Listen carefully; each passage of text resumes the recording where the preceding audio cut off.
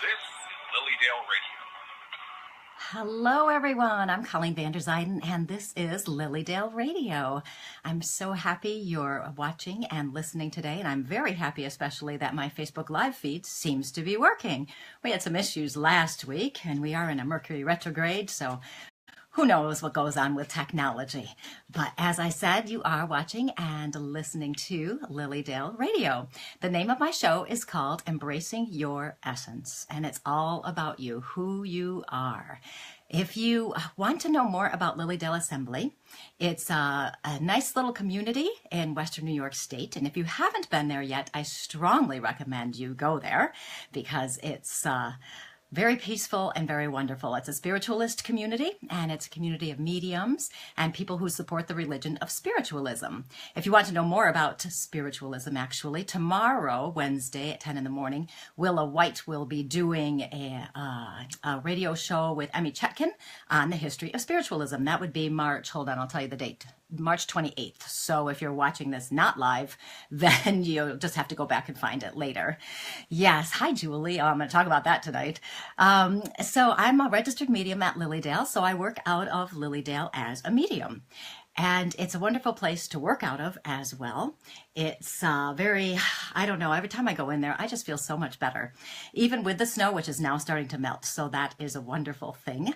As a medium, we connect in with people on the other side. We connect in with our loved ones who have passed. And the point of doing that is to really just get evidence that they're still here, that they haven't disappeared into some hole, that they are still present in our lives. We all know it's not the same as having them here physically, but it is proving that there is a connection with people there. Sometimes when people come to a medium, they don't know what they're coming for. And I know that seems weird probably to some of you, but they don't know what is going to happen. And so they could get a little bit scared sometimes and a little worried that the medium might know things about them that they don't want to share. And that doesn't usually happen. The medium, we connect in with the spirit. So the spirit tells me what the spirit wants to know, what they want to share with you. They're not about to sit there and say, oh, you did this when you were young and that was bad and things like that. 99.9% of the time, the spirits that come in are here to actually uplift you and want to say how much they love you, how important you were to their lives. Sometimes they want to give you advice. Sometimes they don't. Sometimes they just want to talk. If they were a big talker here in the physical, sometimes they'll be a big talker on the other side as well.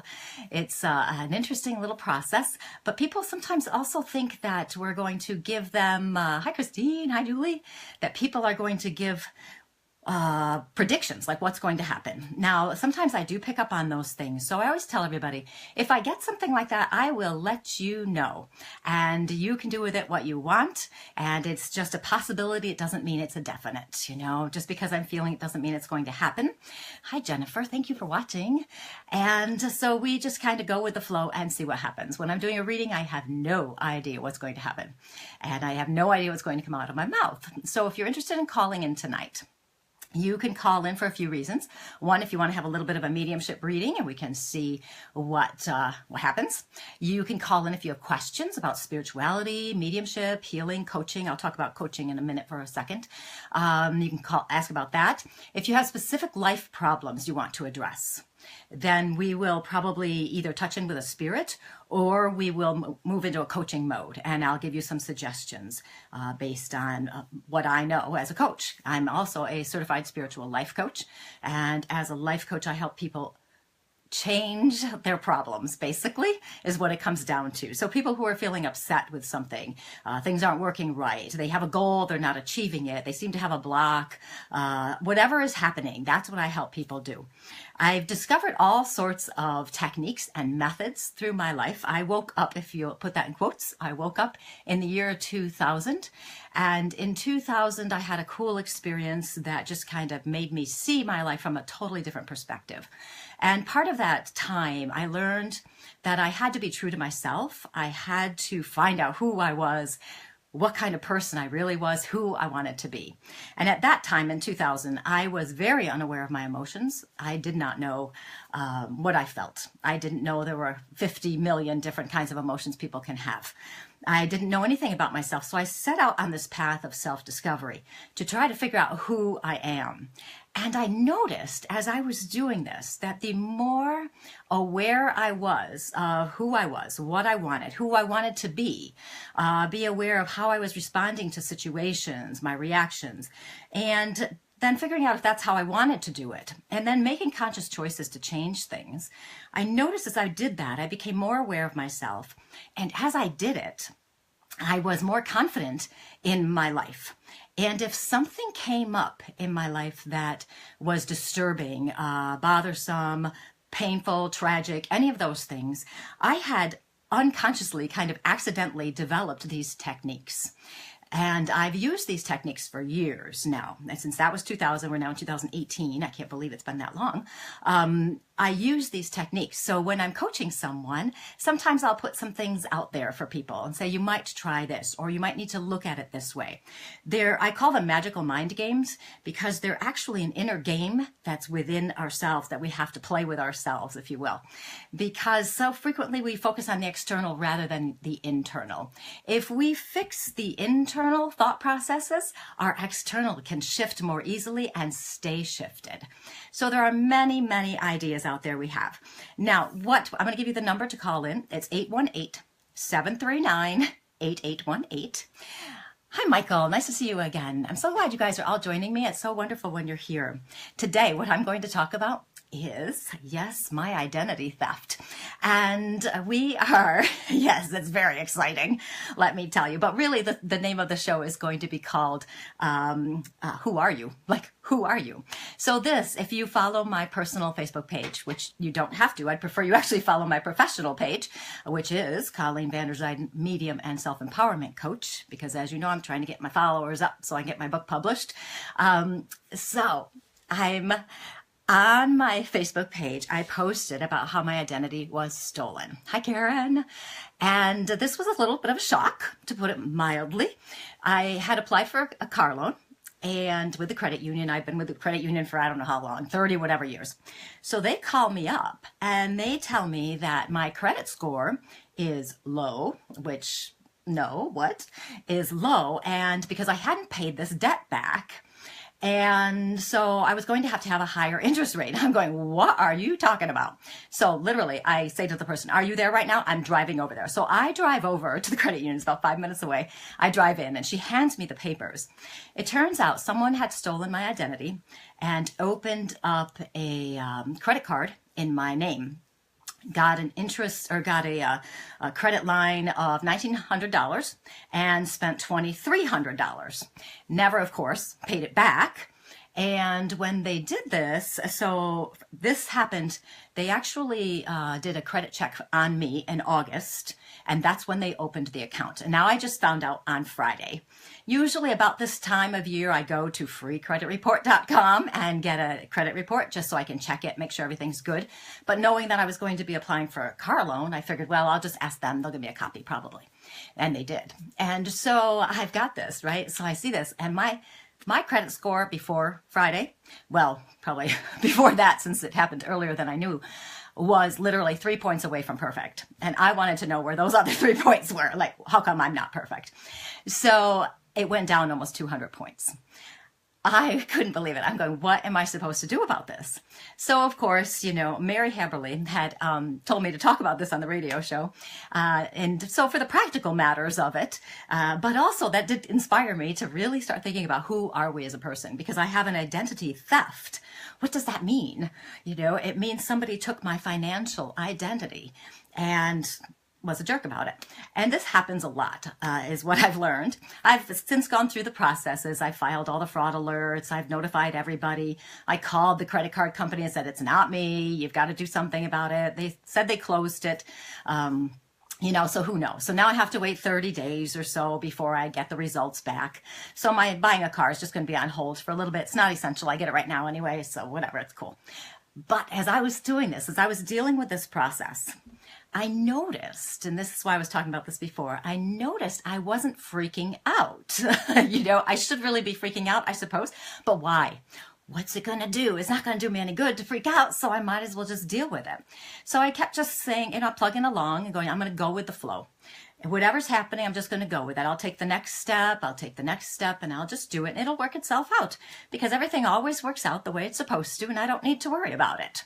So I was doing that. And as I kept thinking about this, because I can get stressed out about things. And for whatever reason, I've been working on these techniques because I'm using them in my book and I've been sharing them for years now and I've been using them myself for years.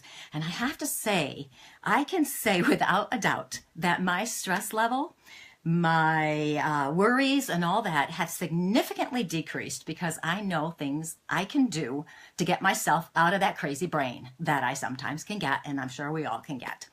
So with this identity theft, and even though I have to wait a few days or whatever, I'm just figuring it's all going to work out. I'm trusting in the process of life. Things happen, sometimes crap happens, and we just have to deal with it. I was talking to a client, frequently over the last few days, who is actually quite ill. And she's having a very tough time, and I feel very badly for her. And I was giving her some suggestions because she's stuck in her head and she's feeling so lost, so alone, so helpless. She doesn't recognize that she actually has that power within herself where she can start to make changes. And I'm trying to help her see that, yes, you can do this. It's okay. You can do it. And as I talk to her even more, and I'm talking to her about who she is. Who are you as a person? Do you know who you are? It's my thing. This is my thing. Helping people find out who they are, step into their power, walk in their power, be there at all times. We all have these labels, these identities that we have picked up through our lives. We have the obvious ones, we're the mother, the daughter, the sister, we're the teacher. In my case, I'm a teacher, I'm a healer, I'm a speaker. I love to collect labels, apparently. I'm an aunt. We have our family and relationship labels. We have our business work labels. We have relationship labels. We even have community labels and community roles that we play. We act in certain ways based on those labels. And these labels we have taken into ourselves and have made them us. And those labels are us. That is who we are.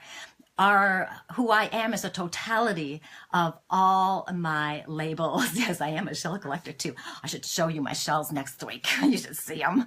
Yes, sorry, I digress as usual. So we have all these labels and these roles, and we assume those identities. This client that I've been talking to, she has assumed the role of a helpless person. And we all fall into this trap at times when things are really, really bad. If you're seriously ill, then you don't know what to do. You don't know how to move on. And we can get stuck in the worries and the fear. And we grasp onto that label and we own it so much that we don't see we can step out of it. And we can always step out of it, okay? No matter what is going on, we can. For this young woman, I was talking to her and I was telling her, okay, these are the things I tell everybody when they're going through a very stressful time. Number one, you've got the self-care, and it's not just eating well and sleeping and all of that stuff. We all know that. Nobody needs to be told that. Whether or not we do it's another question. I know I don't, but whatever. So we have that, the self-care, but what it really comes down to is recognizing who we are and loving ourselves, every single part of ourselves. Loving the crap, loving our shadows, loving the good sides, the bad sides, loving our fear and saying, yes, I'm scared, owning it, but then going, but I can get out of this. I can do it. Owning ourselves and still loving ourselves. Frequently when we're scared, we put ourselves down and we say to ourselves, oh, you shouldn't be scared. You shouldn't do this. You shouldn't do that. And that just makes it worse. We're not accepting it. Acknowledge it, and move on. I tell people frequently to list things they love about themselves. What do you love about yourself? And I started this with a student teacher a million years ago when I was still working as a teacher, and she couldn't come up with anything, nothing. I said to her, okay, you are not teaching today. You are going to sit here at your desk and you're going to start writing things down about yourself, things you love about yourself. And I want to see 100 of them. And she just looked at me. You should have seen the look on her face. She was just like in shock. I said, you can do this. I know you can do this. Well, at the end of the day, she had about 5 things on the list. She spent the whole day. It was about 7 hours. And she could only come up with 5 things she loved about herself. So I gave her a couple more things to think about. Well, what about this? Because I happen to know you're like this, and I happen to know that. But if you start listing things you love about yourself, you'll find out. You'll start out with the easy ones. Maybe you love your hair. Maybe you love your shoes, your house. You'll start with the external things. But eventually what will happen is you start to go inside more. I love my tenacity. I love that I'm very empathetic. I love that I'm compassionate. And you'll start to see yourself for who you truly are inside. And you'll start to feel it. So I'm telling her this, and I'm telling her to write it down. Because if you just do it in your head, you're not going to remember. But if you write it down, it's proof. It's proof that that's who you are, and it helps you. The other thing I was talking to her about was to also start counting her blessings. I've talked about this on here before and on my other radio show. Count your blessings. If you feel like crap, you're depressed, your head is doing that cyclic thing where you're worrying and stressed out all the time, start counting your blessings. Count, the blessings of your parents who are taking care of this woman. Count that. You've got, a place to live. You've got a car. You've got a cat. Whatever it is, start counting everything. You saw a beautiful flower. We have flowers blooming in my backyard. We have crocuses that have come up. This is a blessing and a miracle. The snow finally melted and we could see it. So counting the blessings. I love flowers. I love to look at them. I can hear the birds in the morning. That's a blessing to me. I love that I can go outside anytime I want to. I can let my cat out and watch her go around trying to chase those birds. There are so many things we can count our blessings with. And when we get stuck in that helpless, hopeless phase, it can be very difficult to step back out of it. And we have to remember, we have that power. Every single one of us has this power within to allow ourselves to step back into who we are and who we want to be. And this is, it's amazing. So when I ask the question, who are you? Who are you? I love your labels because labels are fun. But we also have to take it another way. We have to take about who do we think we are? I'm talking about this client who's feeling helpless and hopeless in her illness. Our actions can give us some hints as to who we are. If there's a person I know who probably thinks she's a very nice person, but tends to be really rude and very inconsiderate. She doesn't pay attention to her actions and how they affect other people. She literally will run into people, physically run into people and not even be aware and not say, excuse me, or things like this. So if she were more aware, she might recognize how her behavior is not in alignment with who she believes she is. So many times we're not aware of our self-imposed labels. We don't get it. And so we have to be willing to be honest with ourselves and look at our behaviors and see what we're doing. See if it makes sense, if it's in alignment with who we want to be. Our actions will also lead us to our beliefs, and we can start to see, this girl feels like she's helpless, and I'm trying to show her a different perspective, that she is not helpless, that she is a very valuable being, and that she has so much to offer to other people, even within the situation she's dealing with. And I told her today that she's a very kind and caring person. And I can tell this just in the brief interactions I've had, because she is so concerned and so sensitive about what's happening and how she wants to have a different kind of life. She's a little bit in the resistance mode still of accepting the situation, which I understand very much. If you have something serious going on, your initial reaction is to resist it and not accept it. And I will tell one more little story, and then I will take callers. So the number is 818-739-8818. But you know me, once I get going on a topic, I am just going to keep it going. I have another friend, who recently passed. And she was very ill as well. Not the same illness, the other person. I don't think that other person's going to pass from this, okay? She was very ill. And as it got closer to her passing, I had a dream about her. And I didn't know what was really happening at that moment, but I had a dream. And in the dream, I saw her, and she was walking with a man, and she had a hat in her hand, and I saw her, and I called her name, and she turned around and said, "Oh my goodness, how are you? I haven't seen you in so long." And I hugged her, and we talked, and she told me her husband was still at home. So this man with her was not her husband. I didn't know who it was. They seemed to be friends. And it looked like she was kind of in a resort kind of place. And I said, "Well, are you going to have a good time?" "Oh, yeah, it's going to be great." So she goes and she turns and goes, "I've got to go." And so she takes off. And so when I woke up in the morning, I don't remember many of my dreams. But immediately I knew this was important and I had to contact her. So I sent her a message and she responded. So she hadn't passed. So that was good. And I told her what I had seen and what I had experienced and how she said her husband was still at home and all of this. And she just passed on Friday. And when I was communicating with her through Facebook, she wanted to know if I thought that was heaven. And I thought possibly it could be heaven. But you know what was really interesting? At the service, they put a big picture up of her, and she was wearing the hat that I saw her carrying in my dream. I just went, "Oh, look at that." I was right away. And then they told us during this service about how she had planned everything out. She had accepted her illness fully and completely. She knew this was going to cause her passing, and she made sure she did everything she could to make it easier for everybody else. She planned everything out. She planned her service. She was young. She was not old. And she was young. She planned everything out. She spoke to everybody. She talked to everybody. During this whole illness, every single time I talked to her, she was smiling. Every time I saw her, she was smiling.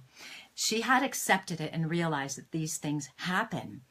Because she had accepted it, she was having a good life, even with knowing that. She told me at the very end that she wasn't experiencing any pain, which was significant because she had a cancer that causes pain, and she was not experiencing any pain. I truly believe she wasn't experiencing the pain because she had accepted it and she had allowed herself to move into a new place in her mind and to move into the place of trusting that it's going to work as it could, and that she was going to go to heaven. She was convinced of that, and I am as well. And she was a wonderful person. So when we get to this, and I look at my perception of her, and maybe it wouldn't agree with what her perception of her is, but I look at my perception of her, and I see somebody who was here in this lifetime to make a difference to the people around her, to provide that joy, to show people how to have grace in your passing, to show people the trust, to show the love that's there.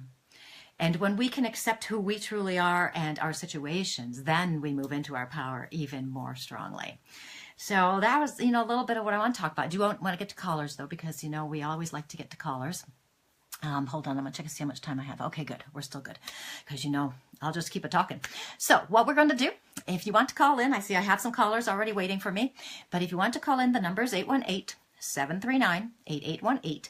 I won't be able to get to everybody. That's normal. And also depends on what happens, how we connect and what happens. So you can call in for a brief mediumship reading. If you have a problem in your life you want to talk about, and I can either give you techniques, or I could connect with spirit and see what comes in, or whatever. If you have questions, anything like that, if you have stories you want to share, we love to hear your stories too, because sometimes they're really cool to listen to, aren't they? So what we're going to do, we're going to go to, hold on, I'm going to tell you who we're going to. I don't even know, but I'm going to say the last four numbers of your phone number, and then you can just talk to me. And we're going to go, let's see, I like this number. This is going to be 9392. Okay. Oh, good, it worked. Hi, tell me your name. Hi, my name is Brianna. How are you today? I'm doing pretty good. Thanks for having me. Sure. Now, how can I help you tonight? Yeah, I wanted to know if you saw anything happening in my love life, perhaps. Love life is always the best thing, isn't it? I know before when I was going through my issues, that was, if anybody ever talked to me about that, I was ecstatic. I'm like, yes, please tell me something, anything, just give me hope. So what I'm going to do then, I'm going to actually touch in with spirit on the other side first, and then we'll go from there. And because we've set that as an intention, someone should come in who will want to talk about All right. it. I do have a woman who is stepping in very close to you right now. I do like her energy right away. She does show me, actually, I'm feeling a lot of stuff happening in her body as well, unfortunately, before she passes. I feel stuff up in my chest area and it comes down into my stomach area as well. Okay, so there's a lot of stuff happening in there. She does feel older when she passes. She does feel actually very grandmotherly right now. And I have to say, I like her energy because it's a very encouraging energy. It's the grandmother who's like, oh, Yeah. yes, oh, yes, and yes. And they want to know everything about what's happening in your life, but they're so encouraging. Do you have a grandmother like that? Yeah, I have two grandmas that passed and one that just passed in February. Okay.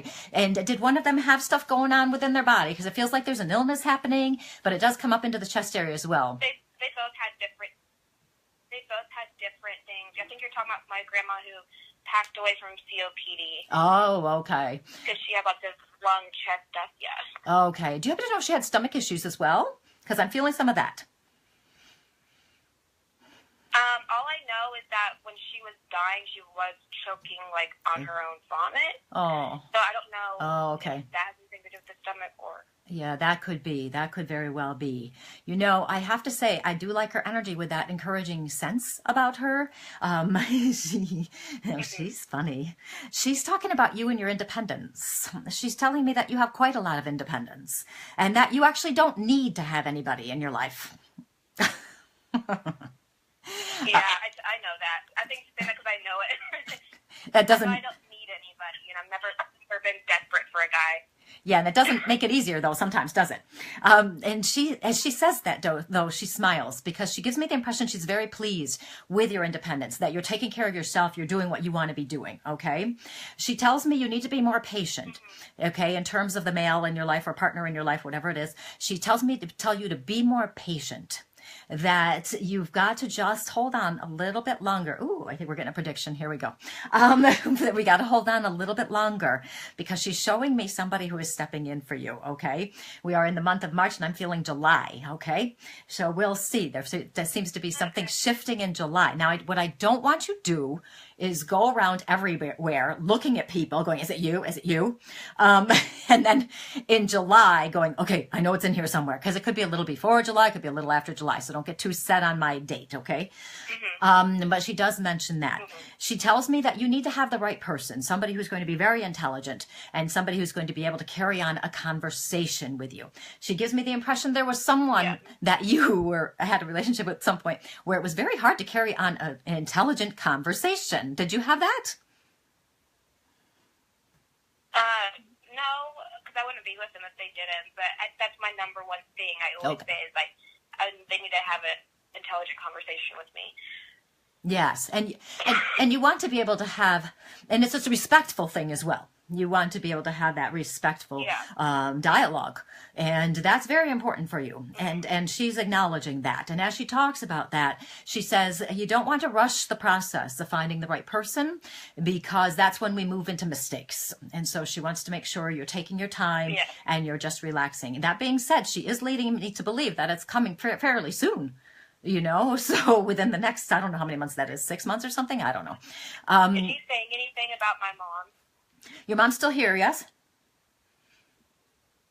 Yeah, she's still here. In the physical? Yes, okay, because that was the feeling I got immediately with that. Boy, how's your mom doing? Because I'm getting a little bit of a, I don't even know what I want to call it. I feel a little bit nervous, a little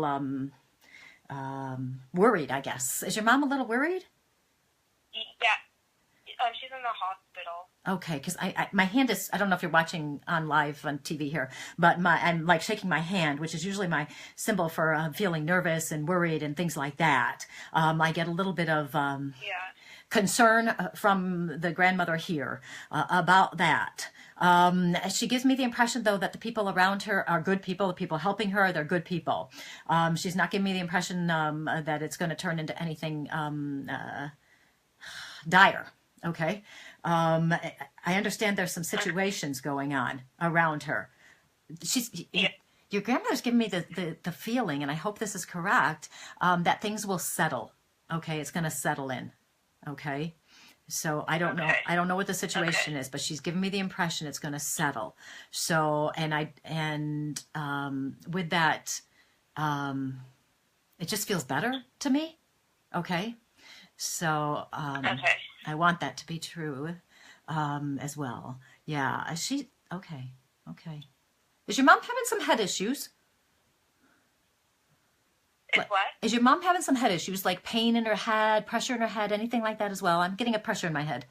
Oh my god. Oh my god. Yes. She first went into the hospital for shingles and attacked the whole left side of her face.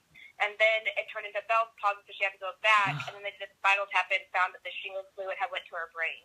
Okay. Okay. That makes sense then, because I'm feeling my All head. in her head. Yeah, my head feels, it's like a pressure in there. Okay. So, Yes. okay. Yes. So we are talking about her then, because they like to connect with me with Yeah. body a lot. So there's, Wow. okay. And I do want to tell you again though, because I am feeling it stabilizing. Okay. So I don't feel it getting worse. Okay. I'm not feeling it. I'm just not. So, Okay. I hope I'm right. I feel like I'm right. But I'm not feeling it. And I do feel it stabilizing. And the grandmother, she's giving me a lot of reassurance with that. She really is. So just keep trusting, keep praying, and all of those things. Okay. Just keep doing it. I'll put her on my list too, if you don't mind. They're gonna keep her, I'm writing it down. please. They said they're going to keep her till at least April 10th to make sure that the fluid gets out of her brain and it's, Okay, so they're going to keep her in the hospital for a bit longer then, at least I'm 2 just weeks. nervous. Okay. Yeah, well, understandable. Let me tell you, it is understandable. But I feel the people around her are good. Like the people taking care of her, the doctors, medical, all those. I feel they're good people. Yeah. They're on top of things, which is good because sometimes that I Do don't you know. see her health getting better? Yes, I do. I do. It's gonna be a little bit of a haul. It's gonna take some time. Yeah. But with that self-care I was talking about earlier and all of that, take care of it. Just and not rush. Yeah. As long as she doesn't rush, she's got to be patient and let it get better on its own as well. But I do feel it getting better. So, okay. Now, what did you say your name was again? Brianna. Okay, because I'm writing down to add your mother's name to my my whenever I think about you healing list. I have a healing list wherever I think about somebody, I send them healing. So I'm gonna send her healing. I'm writing it so I don't forget because by the end of this I won't remember a thing. So okay, well Brianna, it was so nice talking to you, and I'll probably talk to you again. I bet. You're welcome. I'll see you later. Okay. All right. Thank you. Bye-bye. Bye-bye. Okay, look at me go with my technology, making things happen the way they're supposed to. It's a good day. It's a good day, especially after last week when it was a little bit crazy with whatever was happening. So I love when spirit comes in. I just love it. Especially with somebody like Brianna who's open and she's open to allowing the spirit to come in. She still has, she hopes for a certain piece of information, as we all do. I mean, we all want to know what's going to happen in everything we do. And I have to say, it's very nice when you have a grandmother like that comes in, that has that encouraging vibration, that wants to share and tell you what we need to know and what could happen. As I was talking about the who are you topic, I started thinking about some people who, they suppress themselves to please other people, or they criticize themselves, put themselves down. They're not very nice to themselves. And that is definitely something where you could be aware of that. If you notice that your thoughts are going into that direction, don't forget to treat yourself the way you would treat other people. And now everybody who's watching and listening to this show, I'm sure are lovely people and treat others with a great deal of love and respect. But don't forget to do it to yourself and be kind and loving to ourselves. It's very easy for us to put ourselves down and get stuck in that negative place because we kind of put ourselves there. And, we don't want to do that. We want to be kind. And speaking of being kind, just because you're being kind to other people doesn't mean you're a pushover either. Okay, if somebody's being a jerk, I almost said a bad word. If somebody's being a jerk, call them on it and let them know. You want to... you can be respectful and all that, but you've got to call him on it, because when you do that, you're standing in your power again. And when you're standing in your power, remember, you're stronger inside and your life will be so much better. I can't even tell you. Okay, I should take another caller because I will talk all night, and apparently, and it'd be good to get another caller in. So let's see what number I like the best. I'm looking at, I just saw one I wanted to do. 9738 is going to be your number. So tell me your name. 9738. Hello, how are you? Jennifer. So how are you today? I'm good. How are you? Good. And what can I help you with tonight? I was just kind of curious where I'm headed in my relationship. It's been kind of rocky lately. Yeah. I've got a man here. I'm not going to identify him just yet. I'm just going to jump right into this, and then I'll may backtrack a little bit. Because right away, I'm feeling that rocky. Okay, I'm feeling it. He's showing it. He's giving me a lot of frustration on your part. He's giving me a lot of impatience on your part as well. Okay, I want to backtrack now and go back to this guy for a second, then I'll get back to you. This man who's stepping in, when he comes in, he gives me the vibration of, boy, he feels fatherly, but he doesn't feel like your father. Okay, he feels fatherly, but doesn't feel like yours. Okay, he's somebody who would have taken care of people, and he was somebody who would have given people advice. In a way, he reminds me of an uncle, you know, the kind of uncle you'd have where you could tell him anything, and he just kind of, yeah, okay, and have a good time with him, that kind of person. Okay, he's somebody who is actually quite intelligent as well. Okay, he seems to me that he's passing on the younger side. So by that, I mean like 50s or 60s year old. Okay, do you happen to know who this is yet? I haven't really given you a whole lot of information, but do you have an idea who it might be? I think it may be his father. Oh, that's interesting. Okay, so let's see what happens here. Because what I'm feeling, I get a lot of that frustration for you. He's giving me the impression you've said a lot of things, but you're not feeling heard. Are you not feeling heard? Yeah. Okay, and he's giving me the impression that these issues have been going on for a bit of time. Okay, have they been going on for a bit of time, and you've just been kind of going along with it, you know, hoping it's going to get better? Yeah, pretty much. Yeah. Okay. It's an interesting feeling he's giving me. He says you're very patient. You're very patient, aren't you? And very tolerant too. I've learned to become. You are very patient. You're very tolerant. You allow people to be who they are, which is what we want to do. Okay, we want them to be who they are. The problem comes in when we allow somebody to be who they are, and it's not good for us. That's when the problem can come in. You know, if we suppress ourselves, or if we put up with stuff we wouldn't want to put up with just to keep the peace. He gives me the impression you're doing some of that, keeping the peace. Are you doing that? Yeah. I was hoping you'd say no. Because I was planning on leaving. You're planning on leaving? No, I was planning on leaving. You are planning. Okay. The part, I never want to tell anybody what to do in terms of a relationship, you know, leave, stay, any of that stuff. I don't want to do it. But that doesn't mean I'm going to tell you just because I said but. It's the feeling I'm getting. I know. It feels to me like you're suppressing yourself so much that you're losing your way, that you're losing your center.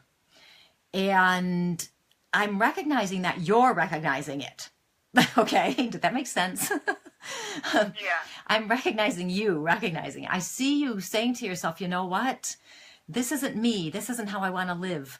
I need more than this, and there's nothing wrong with that than needing more, you know? And he gives me the impression it's not for lack of trying on your part. He's telling me you tried everything, okay? And you've been there. You've done it all. He's not telling you what to do either, okay? He's acknowledging the efforts you've made to do this. He does tell me that when you do make your decision, and I don't know if it's this, so I assume it is since that's what we're talking about, but when you make the decision, you will not have regrets. So if you decide to stay, you won't have regrets. If you decide to leave, you won't have regrets. We both know what I'm saying. and because it's important for you to be you. It's important for you to be seen and valued. It's important for you to be yourself. And this man on the other side, as I have to say, I don't know if you know much about this man when he was younger, because he's a bit of a, I don't know what I want to say. He's not always, when he was here in the physical, he was not always truthful and was somewhat manipulative at times with other people around him. Okay. And when he's saying that, he gives me the impression his son can be that way as well. Is that true? Please tell me no. Is it true? Kind of. It is? Oh my God. I was hoping I was wrong. Yeah. And I've heard a lot of stories about him when he was younger, so it kind of... Okay, so it makes sense. Sounds pretty. Yeah, because it's just the way he shows himself to me. It's kind of like he understands what you're dealing with because he was it. It's that feeling. And it's kind of like he's giving you permission to do whatever you need to do. Okay? You do with that what you want to do with that. I want to go a little bit further down the line, though, with you. Because I'm feeling some pretty good stuff about you. I'm feeling you affecting other people in a very positive way. I feel you saying things you need to say to people. I feel you really, it's kind of like you're reclaiming your joy. I feel you doing fun things, and I feel you reconnecting with people you haven't really spent too much time with. So if you have some friends and things that you haven't seen a lot, it's time to start reconnecting, because I'm feeling this and it's going to be very important for you, okay? Mm-hmm. Does that make sense? It's so funny that you say that, because I was always at home, always trying to appease him. But lately, I've just been focusing on myself and going out with my girlfriends and actually starting to enjoy my life. Amen. Praise God. Hallelujah. Hallelujah, girl. Oh, that's awesome. That's awesome. Because... It's kind of funny that you said that. It is funny, isn't it? I don't know. Things come out of my mouth. I don't even know what I'm going to say. Yeah. And it's really cool that you're doing that, because that means, to me, especially as a coach too, that you're getting back to you and you're stepping back into your power. And that I can't even tell you how happy that makes me feel. Like, I'm actually getting goosebumps right now that you are stepping into your power. Like, I'm actually starting to feel like I'm getting stronger as a person. Like, I'm being back to my old self. Yes. Oh, yes. Amen. It's scary, but new and fun all at the same time. Then that's Does that make sense? It does make sense. Scary, fun, and new, and you feel like you again. And that's actually what I'm talking about tonight, is feeling like ourselves too. So that is awesome. So yeah. Jennifer, it doesn't sound to me like you need me to tell you what to do. Yep. But I can tell you that you are on the right path. You are doing what you need to do for you. And I love it. And I love it. Well, thank you, Jennifer. That was so nice talking to you. You have fun going out. I will. Thanks. And that was Jennifer. Now, isn't that interesting? My topic tonight is all about who are you? And here we have the perfect example, Jennifer, who is reclaiming her power, stepping back into herself. This does not mean that if you have anybody listening, watching in the future or now, that if you're having a problem, that means you leave your relationship, okay? We all know this. But sometimes we do have relationships where we don't know how to get out of them. We don't know if we should. We question, we doubt ourselves, we second guess, we do all these things. But when you start moving, making those choices to honor yourself, to honor your choices, to pay attention to what you're feeling, when you start making those choices, that's when you strengthen that inner power. And that's when you get back to yourself. Just like Jennifer was saying, I'm starting to feel like myself again.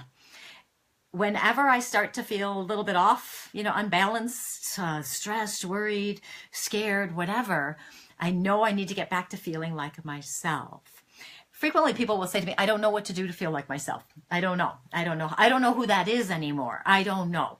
And I always say to people, go back to when you were younger.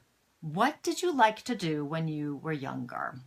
I loved reading. I still love reading. And so if I don't get enough reading time, I can start to feel a little bit off. A friend of mine, I have a lot of friends, was having a problem with stress at work. And she had kind of gotten away from some of the things she loved to do, a very artistic person. And she started going back and creating her art again. And she felt like herself again. And when she felt like herself again, she could handle the stress of work. Isn't it interesting? Because it's not directly related in any way whatsoever, except that the common denominator of her. So if you're feeling a little bit off, you're feeling wondering, who am I? What should I do? I don't know how to get there. I've lost my way. Just remember some of the things you used to do, because those physical actions will get you back into yourself as well. It's not all, I talk about internal games and my magical mind games, and those are cool. But we also have to have sometimes practical strategies we can use in real life, in quotes, if you want to call this real life. We have to do that as well, so that we can continue creating the action that we need to create. Continue creating the life we want to create. Life is an adventure. Life is an adventure. Think about this. How awesome is it that we are here? It's so cool. Even though we have problems, issues, even though we're in a consciousness shift, which I talked about before, even though we have things that are popping up and it's difficult at times, we have the ability to every day create the life we want to have. Every single day. We are living our lives in our heads. We live our lives by how we feel, how we think. We get stuck thinking the situations, I lost my job, and we think that's life. And yes, it's a part of the life we're having, but we can still change that mind so we don't get stuck in focusing all the time on the external. Everything that happens to us, everything, everywhere, is helping us discover who we are. Every single thing, discovering who we are, discovering how we handle things, how we react to things, what we think, what we believe. The more I've learned about myself, the more I know who I am and how I am, the easier it is for me to handle my life challenges, all the crap that we have. It's easier. It's not all easy. It's not all roses or whatever they call that phrase. When my friend died, I was upset about that. Okay. Even in the funeral, I was looking around for her to see if I could find her in the funeral, because I know she was there, but I couldn't see her because I was in my own head too much with the emotion. But usually when I go to a funeral, I can find the dead people. But I couldn't do it because I was too in my own emotions. But even with that, logically, I know, and I also knew, and this is very important to say as well, that we have to express our emotions. We have to feel our emotions.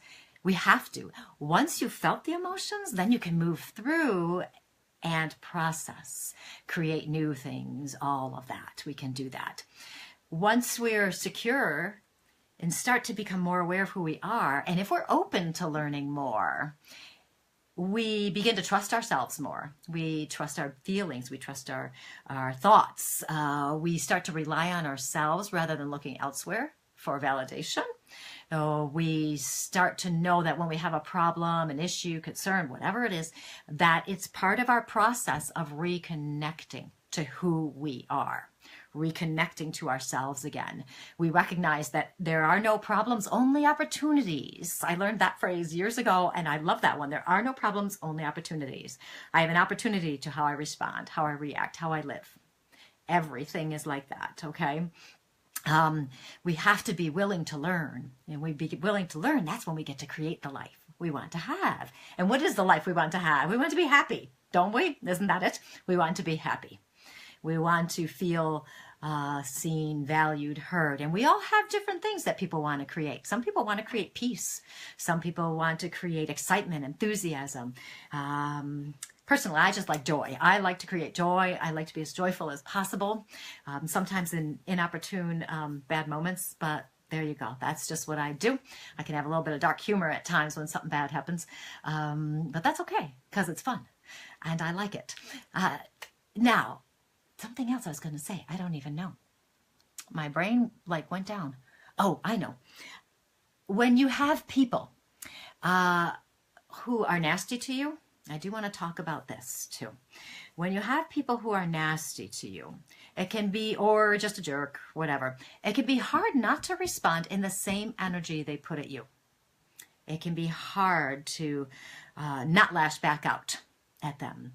When my son was young, he's 24, almost 25. He'll be 25 in June. When he was young, he was a difficult child. And he knew exactly how to push my buttons. 3 years old, 4 years old, he could push my buttons, okay? And he'd be doing all sorts of stuff, yelling, screaming, and whatever. And back then, I would get so frustrated, I didn't know what to do. I didn't know how to handle it. And so I would yell back, which is just so foreign to me now, thinking about it. I would yell back at that.